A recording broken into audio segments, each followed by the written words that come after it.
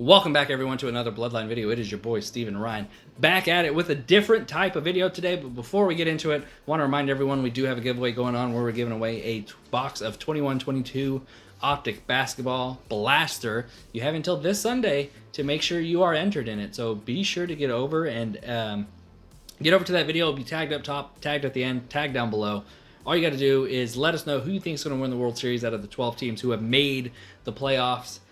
Be a subscriber, like that video. That's all you got to do. We will pick and announce our winner this coming Sunday. So, now that that's out of the way, let's get into why we're here. A different video. Something I've only done once, a couple hours ago, and I am doing it now with one of my favorite cards that I got at the card show, the Ceedee Lamb 43 of 99. It is a DCS review graded 9.5 Mint Plus. Picked this up at a card show a couple months back, 6 months back maybe. I've had it for a while. And I finally decided I'm going to crack it open, and I am going to crack the slab open for you right now on camera. You're just going to crack it open and you're going to send it in also? I'm going to send it in, okay. But I'm going to show the cracking process now, because that might take a couple minutes.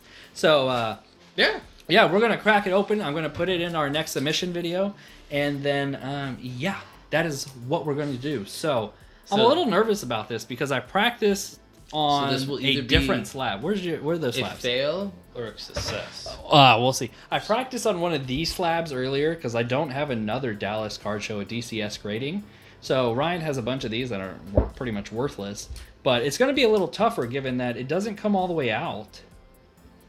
And I'm nervous. It's a card cost me like $200. It's like a $200 card still. Yeah. And the thing with this grading company is, I guess, the guys really trying to build yeah, he's trying to get a reputation of being like a hard grader. Yeah. And so a lot of, especially around the community here, they know that a 9.5 or should translate to a 10 PSA, but you just have to take the risk of cracking it and taking it out, which one of two things will help increase the value of this card. Yeah. One being in PSA Slab, I don't think. Yeah, PSA Slab is roughly double of what this DCS. If a PSA 10 would be double or maybe even a little more than a DCS. So it's a little bit risky, but it's worth the reward if everything goes up good. Yeah. If it goes well. So what I've learned is you really just want to take a pair of pliers and just start beating. No, I'm kidding. You do not want to do that. That is what not to do when you have a card that is worth a couple $100 slabbed up. So yeah, so I have two tools here. I think they're called pinchers. I don't know, but it's really small for what I want to do. I also have these pliers with like a wire cutter aspect. No, we're going to see that. And then you need a flathead screwdriver so you can jimmy it in there and kind of pop the slab off. I'm a little nervous about this. This is not a cheap card. First time I'm doing it with the DCS. I wish I had a cheaper one to practice. But you know what? That's what makes it fun and entertaining. So we're going to crack into it. I'm going to try to bust one or both of these corners and jimmy it open, hopefully without damaging this card. All right, let's get it. Let's get it. Okay, that actually came off a lot easier than I thought it would. Almost very similar to...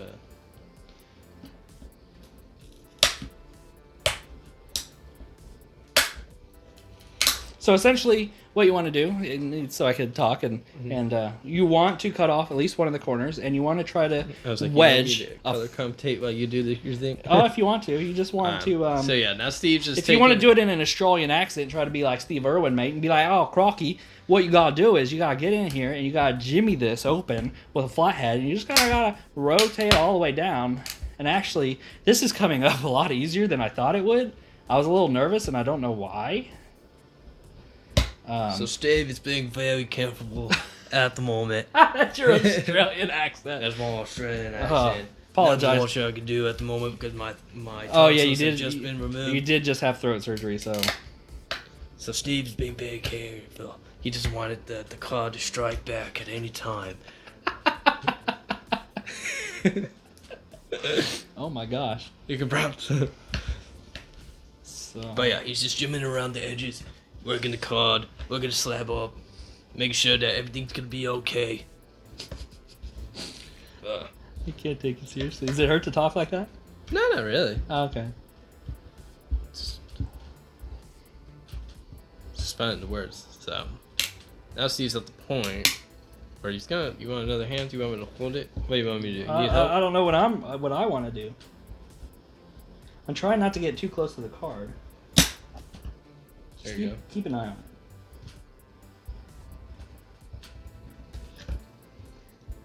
So, this riveting entertainment, it does make a mess, so if you do want to lay a towel down while you're doing this. The struggle is you're not wanting to like... You want to be gentle with it. Yeah, because you don't want to move the card out, because if you don't get it out, then you gotta set it back down, which is the big thing.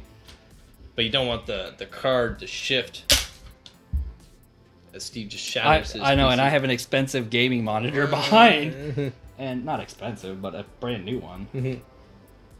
Not cheap.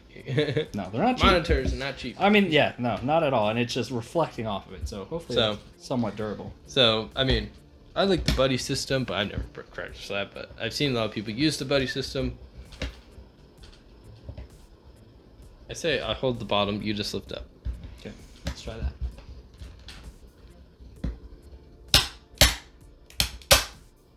Hey, there we go. And then once it's open, buddy system. You can't go wrong with the buddy. Ooh.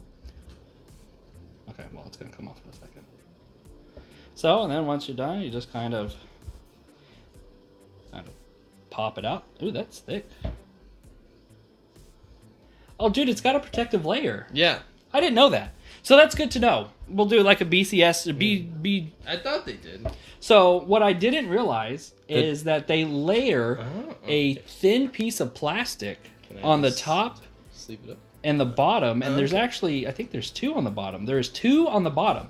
So go ahead, sleeve it up, top load it. So that is nice to know with Dallas Card Show's grading, DCS.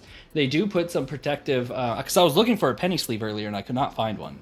Or I did not see one in the slab. So they do use some sort of protection. I know it's not really coming up on camera, but there you go. Useless to me. God, I'm just making a mess in my office. I'm going to get up tomorrow for work and be like, God, why did I make such a mess? But it's all fun. So that is how you do it. The buddy system, I would recommend for the Dallas Card Show, their slabs. They are a little tough down here to pop up. Whereas this BCCG, which is a Beckett, an old Beckett, I think. That can't be that old. But this Beckett one was really easy to pop open by myself. This one's also in a penny sleeve. So yeah. If you happen to be at any of the Dallas Card Shows or find any of these, like Ryan was saying, these guys are really hard on their grading. And typically, not always, I mean, because human error happens, and that's understandable. Typically, a 9.5 should translate to a 10 when it comes to PSA, and we're definitely going to follow it as I submit this probably within the next couple weeks as I dig through my other cards and find other cards I want to submit with it. And we'll definitely follow the journey of what a DCS card that is cracked open can translate to if it is done properly, which I think I did pretty good. Yeah. And I think, I mean, again, double check if you're going to crack something. Really make sure and look over the card to really understand where any of the issues are. If you can't see anything and you think it deserves a 10, or you think it deserves a 10 before cracking it. Because I think we've looked over it. We can't really. Yeah, and that was one thing, even when I bought it, I looked over it really hard because that's when I had the idea to crack it and send it to PSA because, hard graders.